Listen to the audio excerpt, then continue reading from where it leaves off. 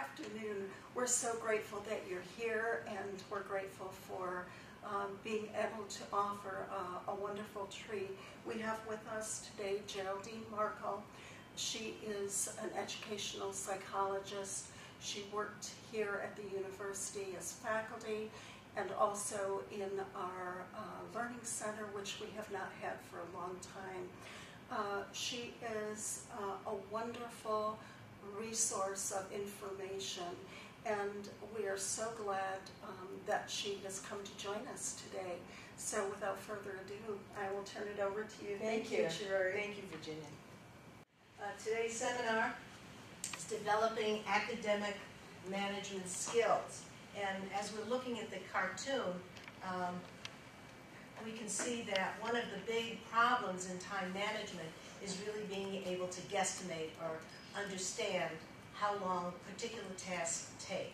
So in our seminar, we're going to be looking at not only time but task management, how students perceive a task, what they say to themselves, how they visualize, and how they actually implement a set of good strategies. As an educational psychologist and former faculty member at the School of Education, I was always working with students to enable them to have a high performance. And in that context, time management always was a very important feature. And so the idea that you can develop strategies, that if there are a set of skills and attitudes related to time management, yielded better productivity than students might ordinarily think. So the more control you have about what you're doing and how you're doing it, the greater is your sense of competence, and therefore you have more confidence. So we want to avoid stress related to time management, feeling pressured, you know the old adage, haste makes waste. We want to reduce stress so we can increase attention and focus and the patience to use strategies that you might not ordinarily use. When we're talking about time management in the same way that we're talking about any academic performance, we're looking for a peak performance.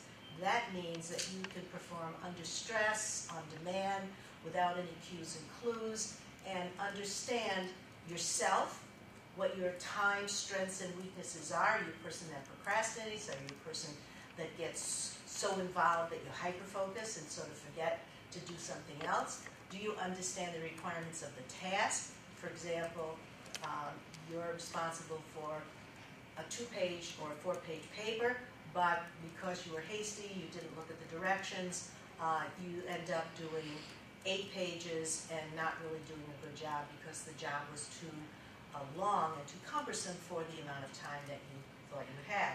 And the last thing is the setting. In which settings are you able to perform most accurately and keep track of your time? Part of self-management and self-regulation for students has to do with taking a little bit of a backward step and getting a perspective about yourself and time. And so we have to ask questions, and this here we provide just a few, to think about how you act on an everyday basis, how you act if it's specific to one course or another, something that's more difficult or something that's easy. And one of the things you want to say is, am I constantly feeling rushed? Am I always overwhelmed? Am I a person that reacts best when there's stress? So I wait till the last moment, I get pumped up, I stay up all night, I write the paper, memorize the material, and then it's gone. And then we don't look at the material anymore until the next quiz or paper or exam. And how does this affect other aspects of your life? Are you usually late for appointments? Are you a person that always feels that they're spinning their wheels, that they never can quite finish? So if these are some of the feelings you have, then you want to look at time management, task management, with the view that when you have certain strategies in place, when you are aware and have an attitude that it's under your control to better manage time and task, then we can be looking at a better performance and, in addition, less stress. One thing to consider if you're taking an inward view of yourself as a student and your ability to manage task and time is to think about what kind of style do you have? What kind of preferences and what kind of habits have you had, good or bad? And a very loose, easy structure to look at is to look at some dimensions. One of the dimensions is flexibility. And if you're flexible, that's good. If it's in balance, you decide, well, I'm too tired now, I'm not going to study this, I'll get up early in the morning. That's one kind of positive flexibility. Or I'm too tired, I need to take a break. So you are flexible in your planning and altering your plan depending on how you're feeling and how productive you are. However, if you're too flexible, then you might go to this thing, go to that thing, be a little impulsive. And if you're too flexible on another way, you might like the big idea, but then not have a lot of patience for details and accuracy. You're a big picture person. Another thing we can be looking at the flexibility, we can go down a continuum and say, gee, the opposite of flexibility is really liking a lot of stability, predictability. And in those cases, students like to have schedules and they don't like to move from them unless it's really necessary. And sometimes even when it's necessary, if you like stability too much, if you're too rigid, then what happens is even though you might be aware that this isn't working out, you stick with it and sort of spin your wheels and not get the results you want.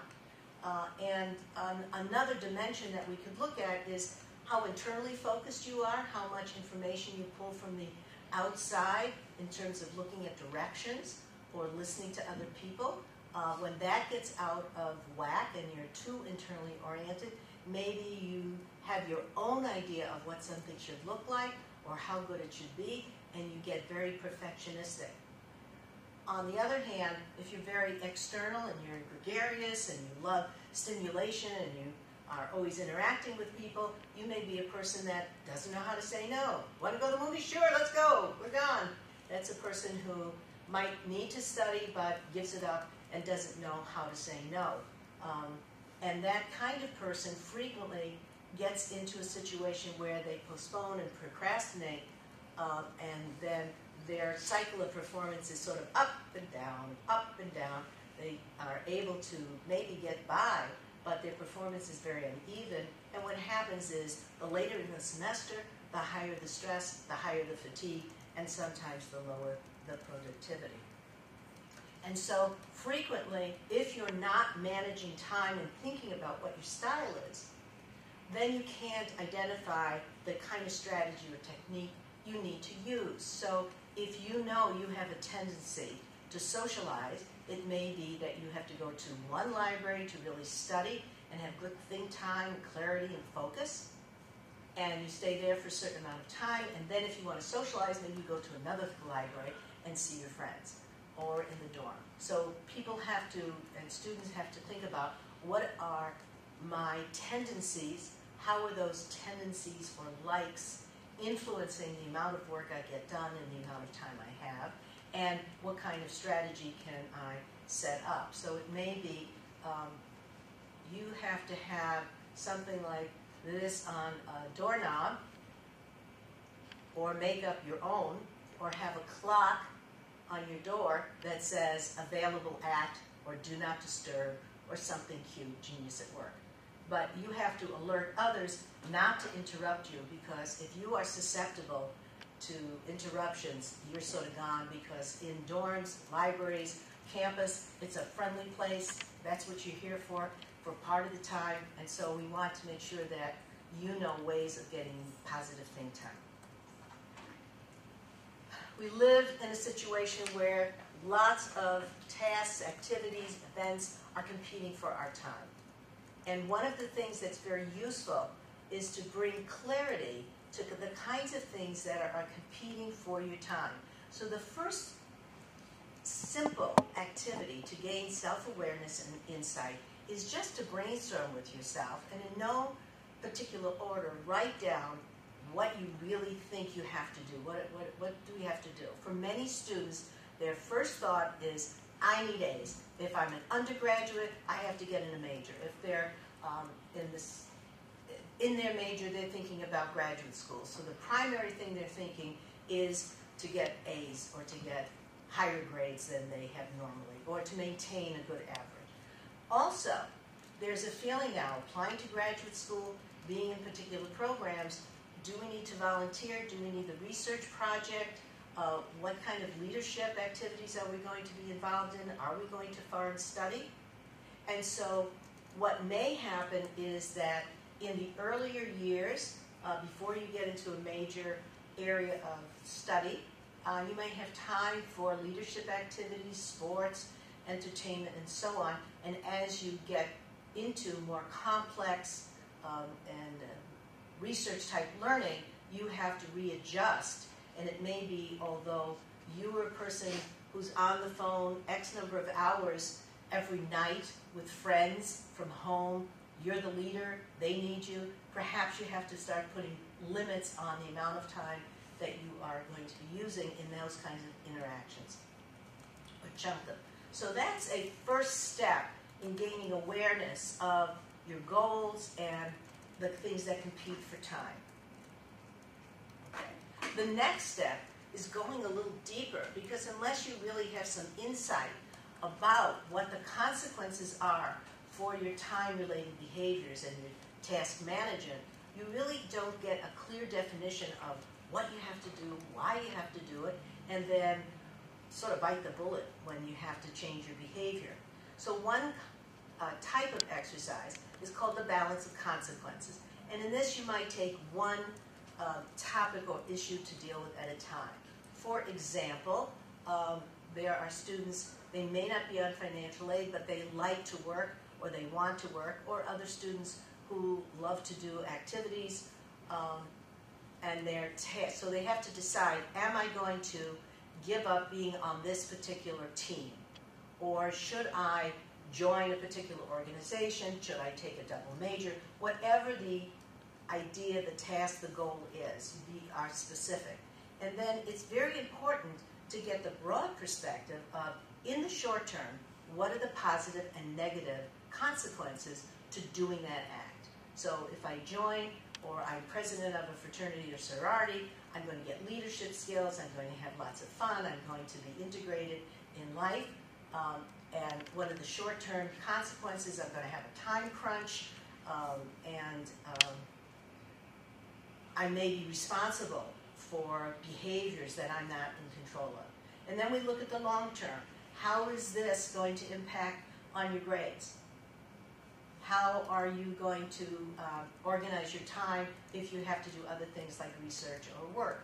And so this is a place where you, again, brainstorm, make a list, and then this is the kind of thing you can talk to a counselor about, a friend, family member, because sometimes the decisions are sort of important, and maybe an expert or an older person who is wiser with more experience, whether it's at services for students with disabilities, whether it's at health service, whether it's at CAPS, an advisor, a parent, a mentor, a friend. These kinds of activities provide a framework for conversation and for sharing information. And so we're not talking about time management as a mechanical act where you're just filling in a schedule.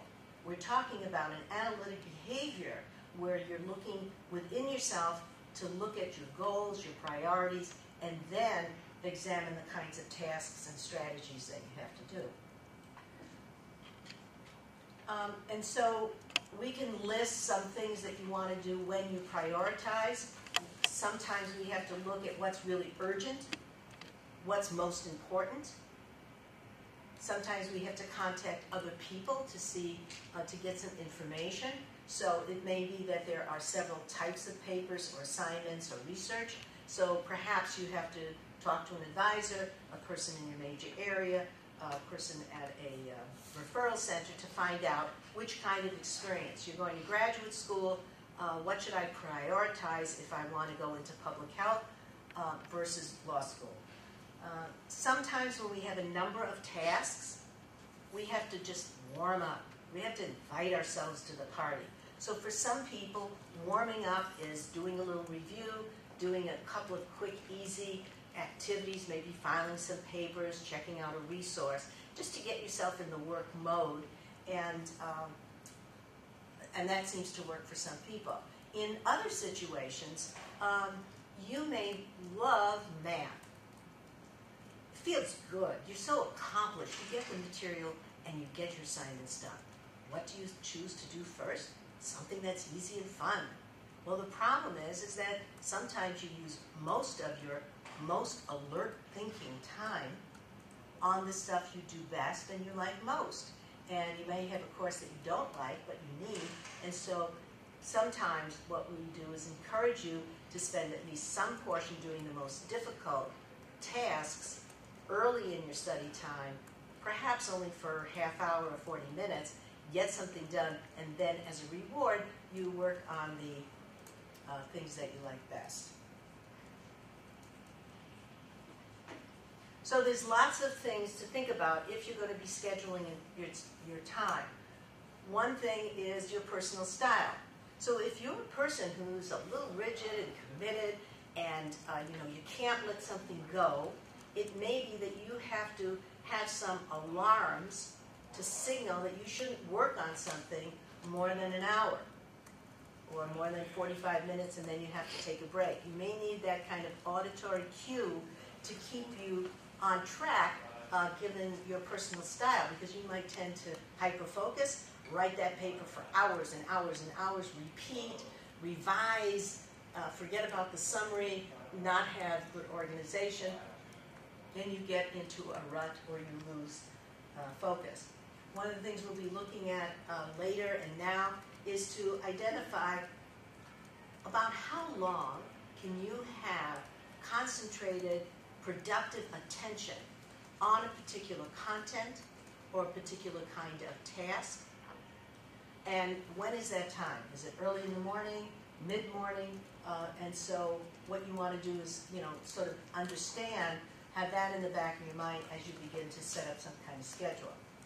For many students, interacting with other students is a very productive way of learning.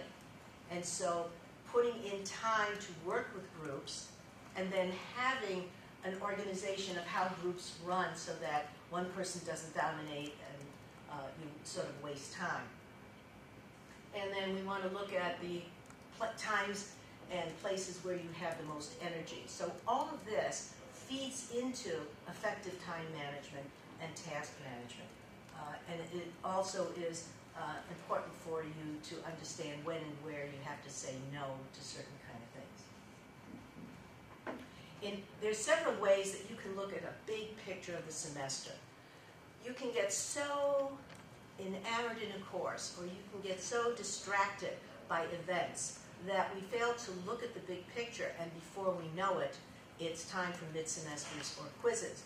And for many students that I work with who may have ADD or other learning disabilities or other kind of problems, time is not on their mind.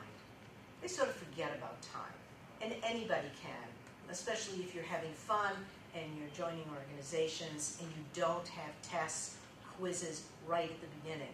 So the idea that you have to apportion time to preview before a lecture and to review after the lecture throughout the semester is a new concept for many students, especially those that are able to have a good memory or have great ideas and can make connections and don't feel that they have to do a lot of studying. But what happens if they have a 4-month calendar posted in a visible place, they can see the times in the semester where there's a cluttering of tests or exams or special events or vacations.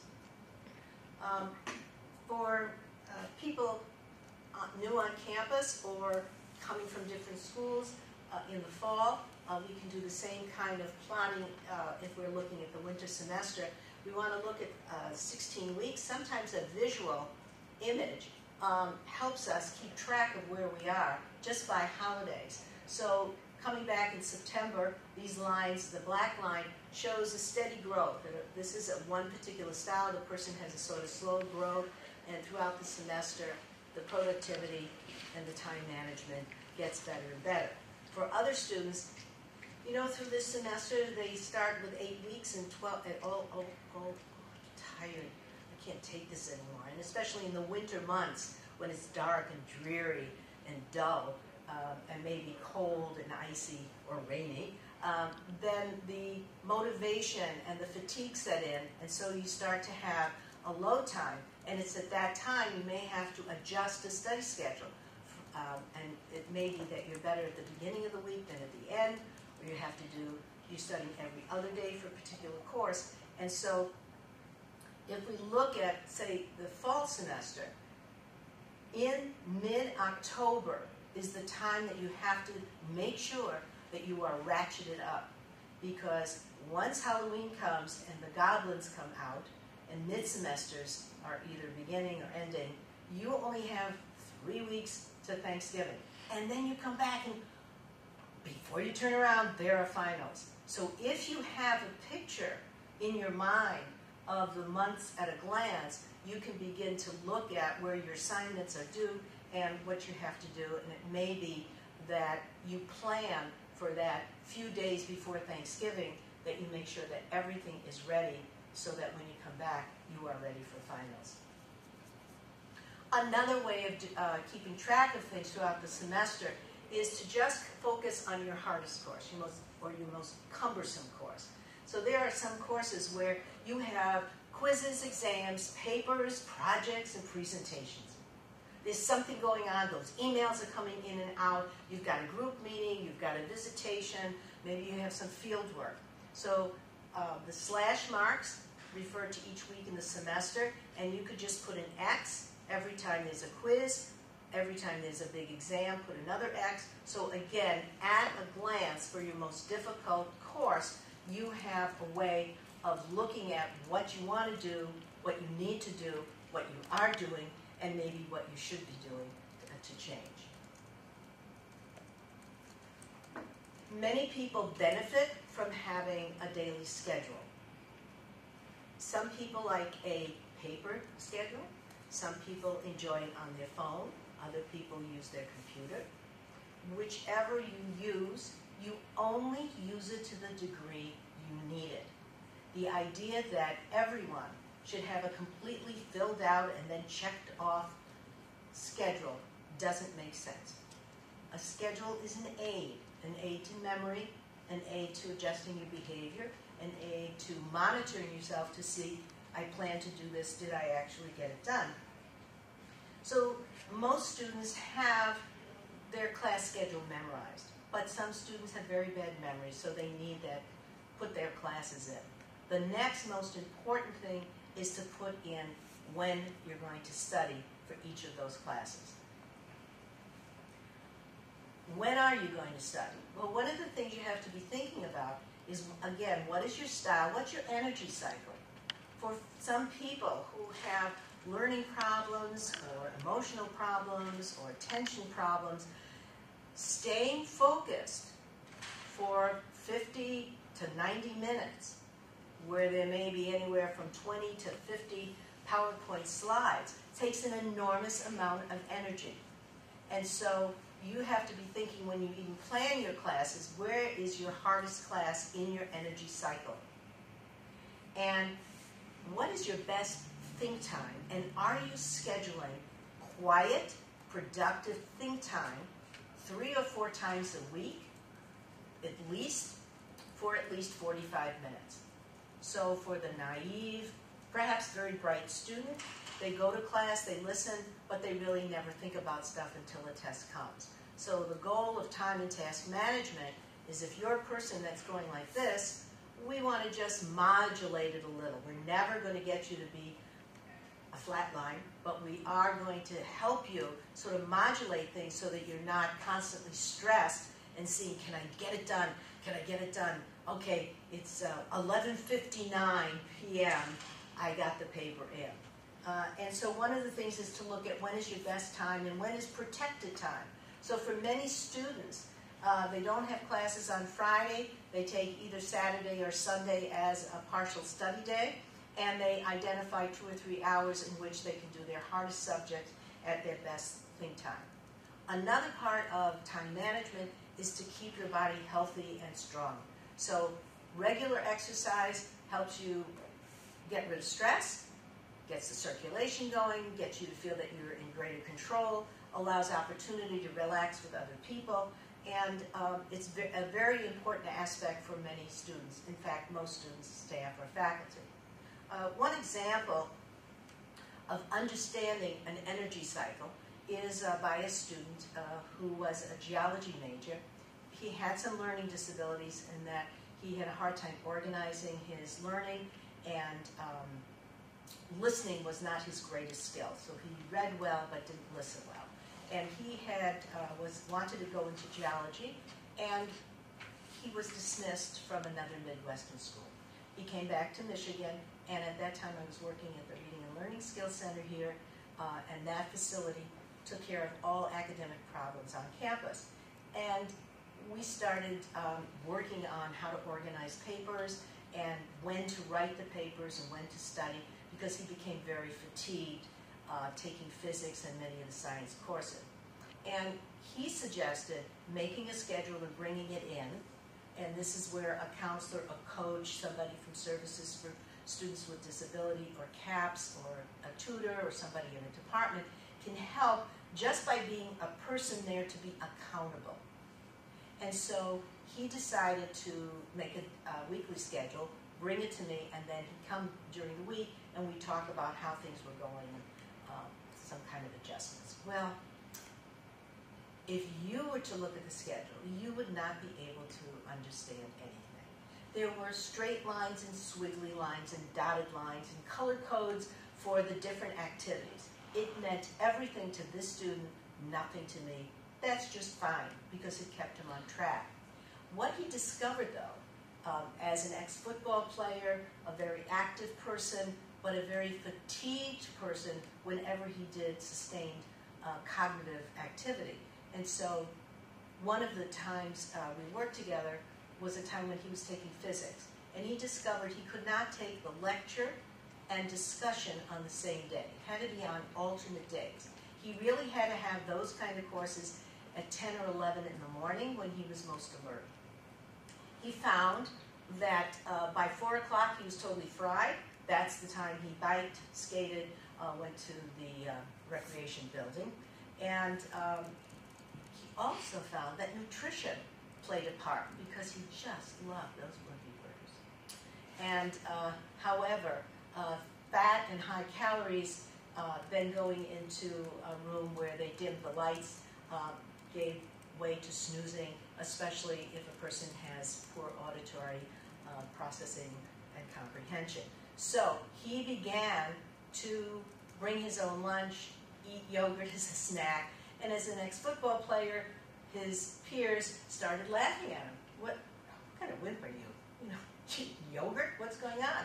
And so what he started to do was write in the margins with arrows and squiggly lines a kind of self-talk that brought his awareness into the place where he could begin not to be feeling guilty and bad about himself, but to give himself lessons learned and become more proactive. So one of his notes was, just because I need to rest doesn't mean I'm a wimp.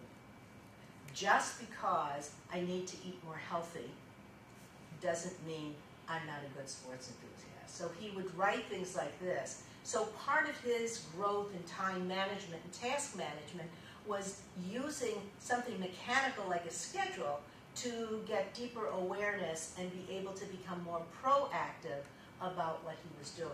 So any of these activities, checklists, aids help because they give you self-awareness. If they tend not to work, there's probably something that will work, but we have to find out, and then maybe you need somebody with some expertise to help. Time management means that you include time to review, not only time to study.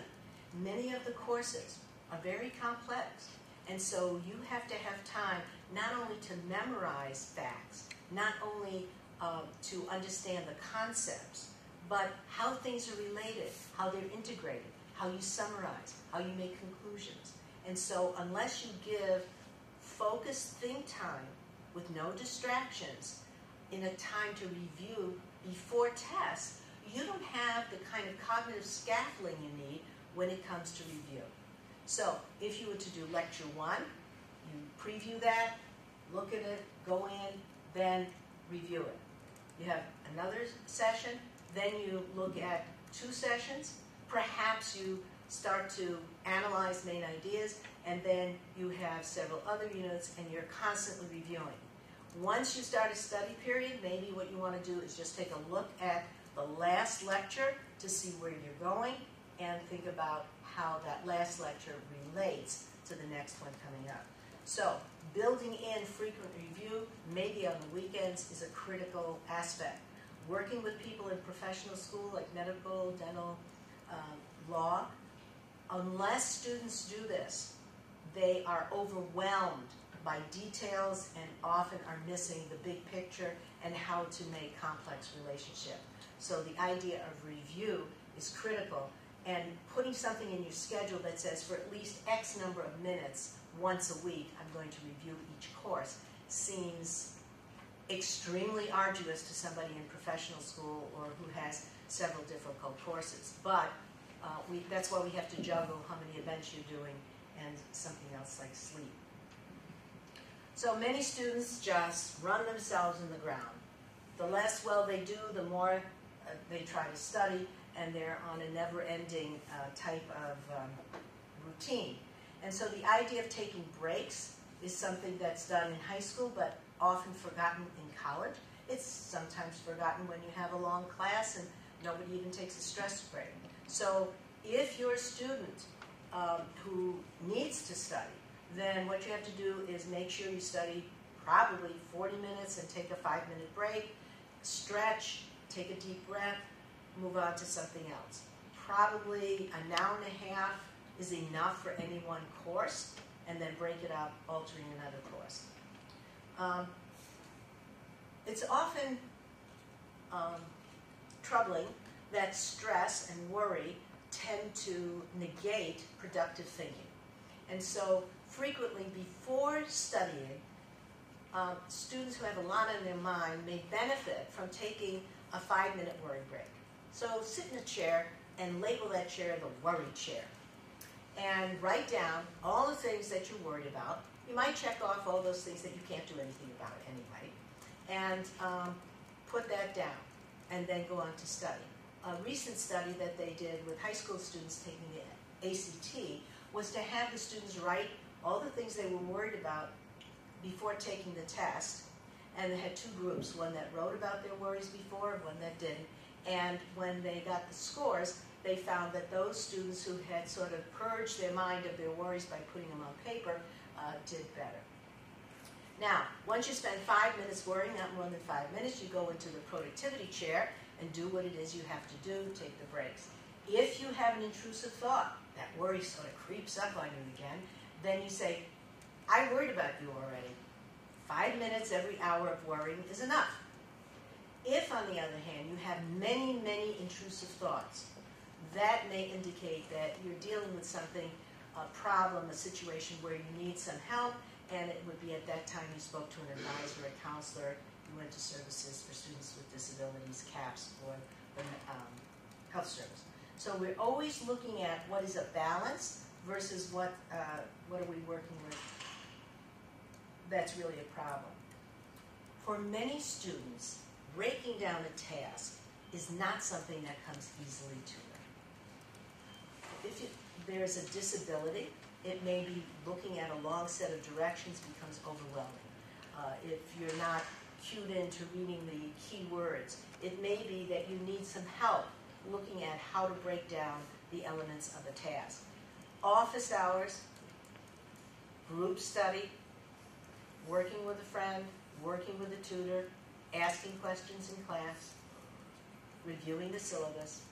Those are all ways of identifying what the task is, when it has to be done, And for a long project, which is very difficult for some people, especially if it's a group project, you have to look at when the end is, when the final draft has to be done, when OKs and resources have to be applied, and so on and so forth. So you work backwards, then break the task up, and see what you can do piece by piece. And it's always important to, in one project, identify how long do certain things take, because that helps you begin to guesstimate something you already know, but have more realistic time periods on it. Another handy activity to do is, if time management is a problem, just to brainstorm the kind of things that waste your time. For many people, it's the phone, it's texting, it's all the technology. For other people, it's gaming. For other people, it's sports. Whatever it is, you have to, once you do this, you put some time. How long do you watch television every day? For many children in high school and elementary school, they almost spend more time watching television than they spend learning in school. So we have to look at some time dimensions and what kinds of things help you. One thing that helps is saying no when you've made a plan to study and somebody asks you to do something. Another important thing is to have what I deem electronic lockdown. So when you have to focus and have really pure, functional, focused study time, you turn off the computer, turn off the television, turn off the internet, and really focus on the tasks you have to do. You have to turn off all the signals that Fritzy called or John called or the text messages in. That's really hard, but I think if you just do it gradually and maybe even do it once a week for 20 minutes, you'll be able to see how productive you could be. So procrastination is a problem. One of the things that slides by frequently is identifying just about how much time is right. So for the prevailing wisdom is that you should be studying 2 hours outside of class for every 1 hour of credit. So if you're taking 16 ounces, if you're taking 16 credits, we're talking about 32 hours, especially if you're in the sciences or doing analytical thinking. Where are those 32 hours going to come from? Where's work? Where's socializing? Where's exercising? Where's resting? So that kind of situation is very important in terms of looking at your whole performance and time schedule. The other thing has to do with expectations. Many students come, whether they're been here or transferred, they come with very high averages. And the expectation is, no problem. I'm used to getting A's and B's. Why shouldn't I be able to keep my study habits and get the same grades? Well, the more difficult the course, the more cumbersome, the more in-depth, the more important it is to identify what the core learning is, and you build your learning from the onion out. So the inside is the core material. What must you learn in order to get a C? Are those the facts for the multiple choice? Are they the big ideas? Once you know that core information, you have again built a scaffolding to help you build more and more material on top of it. If you try to go through and learn everything at once, for most students, this is a situation that doesn't help them. So in terms of procrastination, we want you just in at least one course to identify some strategies that help you stop procrastinating. And for writing, that writer's block, it may be getting together with a friend or going to the Sweetland Writing Center or going to a counselor or going to office hours or designing some questions or saying, what is it that is going to help me even begin? The next thing is to set up the most pleasant circumstances. You sort of want to invite yourself to the study party which you're conducting, so that if you do a little deep breathing, visualizing some pleasant scenes, reviewing good things you've done before, you're more apt to be in a condition where your stress is lower and your attention can be alerted. There are lots of aids that you can use. You can have an alarm on your phone. You can use something like this. For many people, you have to have an auditory reminder, although some people need a visual reminder about when to get started and how to get started. Another situation that happens for many people, they postpone, and then because they're late, they get the added pressure that if it's going to be late or if they have postponed, it better be the best. It's got to be perfect.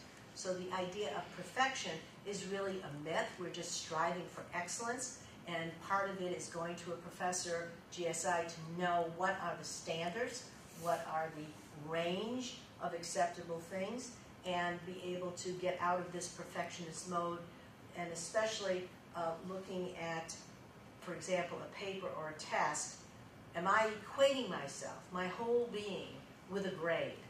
Or am I a person striving for excellence who may have a variety of grades and have to work themselves up? Part of time management, saving yourself time and energy, is to understand what you need to do and reach out to the wonderful resources that are here at this university. This series of seminars is one example of the way that the university wants to support not only learning content, but learning how to learn, since we all have to be lifelong learners in this area of changing technology and rapid advancement. So it's important, whether it's the middle of the semester, toward the end, to identify the resources that can help you have a successful semester. So one resource is the services for students with disabilities. Another resource, if you're having trouble with any kind of psychological or stress problem, is CAPS, Reunion. Another one might be Health Service. Another one may be the Sweetman Writing Center.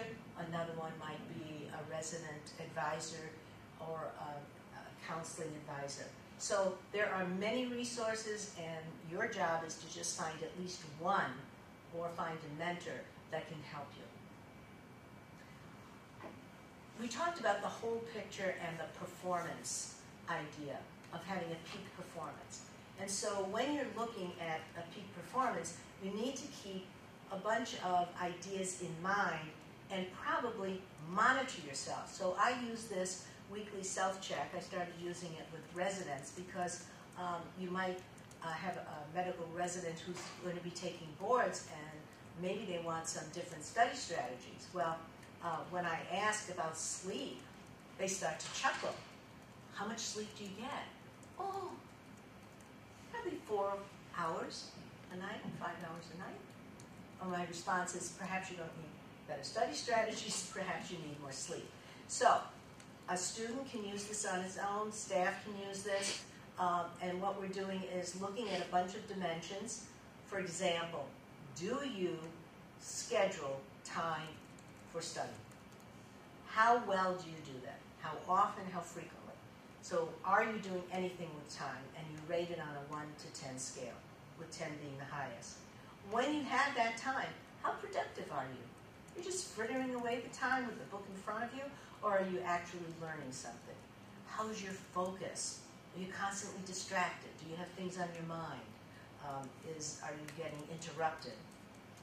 How well are you managing stress? Are you going to the stress management workshops if you need it? Are you doing dancing or exercise to help relieve the stress and give you some better relaxation? How's your sleep? Sleep tends to be one of the most significant factors for students. So if you're up playing games or up doing other things, and you don't go to bed until 4, but you do sleep until 9 or 10, it's still a different kind of cycle, which is an up and down cycle, which doesn't contribute to good long-term learning and stamina. And so we, in general, are a sleep-deprived nation. All kinds of data about drowsy driving, and when you put that with the distractions of technology, we really don't have good ways to focus. Nutrition and exercise, of course, if you don't keep your mind and body active and healthy, it's very hard to learn. So that's another example of a way to monitor how your performance system is going given whatever time management strategies you're using. So, we want you to be a time management star. Please take breaks and get rest. Think of your performance as a performance. If something goes wrong, it doesn't mean there's a personality defect, you're lazy, you're crazy, you're dumb. It means that there's a glitch in the system. We have to analyze, what is the challenge? When does the fall down? When does the time break down that you don't study? Act on your own behalf. Don't be your worst enemy. And keep monitoring and revising so that by the end of your college career, you learn a few skills every semester so that when you go to graduate school or on a career track, you're at least able to be highly productive. And so whenever you're thinking about any set of study skills, especially now today we're talking about reading, we want to look for what are the targets of change, what are you currently doing, and what's one thing. You want to change one behavior at a time, because if we try and change everything, you know, it's like New Year's resolutions. It only works for about 2 or 3 days, if you're lucky, 2 or 3 weeks. So pick one thing, whether it's studying with other people, reviewing, cutting down the time with technology. And so we want to ensure that you get the best possible performance, the kind of thing you want, because you feel in control and can better manage the time and the tasks. So thank you for your attention. A couple follow-up things. I'm Jerry Marco, Managing Your Mind. I'm on State Street. You can contact me at Jerry, G-E-R-I, at managingyourmind.com. I have a book that has study tips called Study Tip a Day Gets You an A, and there are 365 tips and positive quotes. And they're all written in 140 characters or less. So they are currently tweeted from my site, studytipaday.com. And if you have an iPhone, you can download it free. Just look for study tips on your search and download it for free. It's my gift for all the wonderful students here at the university. So thank you very much, and hope to see you at future endeavors.